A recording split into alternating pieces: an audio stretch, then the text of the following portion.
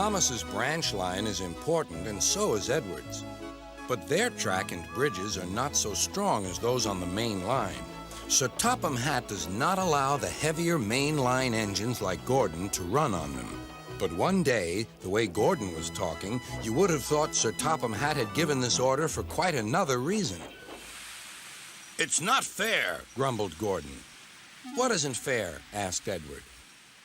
"Letting branch line diesels pull main line trains." "Never mind, Gordon. I'm sure Boko will let you pull his freight cars sometimes." Gordon spluttered. "I won't pull Boko's dirty cars. I won't run on branch lines." "Why not? It would be a nice change." "Sir Topham Hatt would never approve," huffed Gordon. "Branch lines are vulgar." Gordon puffed away. Edward chuckled and followed him to the station. Every evening, the two engines pull two fast trains from the station. Gordon always leaves first with an express for the main line. Edward follows 5 minutes later with his train for the branch line.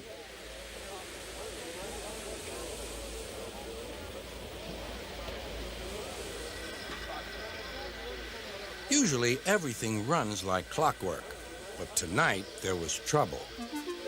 A lady in a green floppy hat was saying goodbye to a friend. It was nearly time for Gordon to start.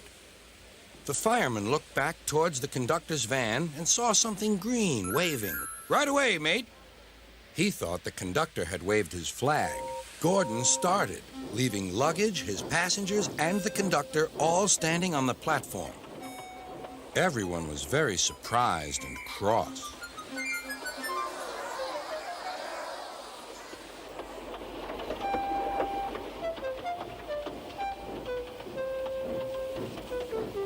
To make matters worse, by the time Gordon had been stopped and brought back, Edward was already late with his train. So now he set off first. But the signalman at the junction wasn't told about the change. By mistake, he sent Edward along the main line. Gordon was sent along the branch and arrived cold and cross on one of the sidings near the harbor.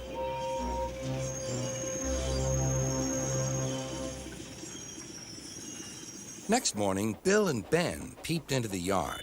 There were no cars for them, but they didn't mind that. Teasing Gordon would be much better fun.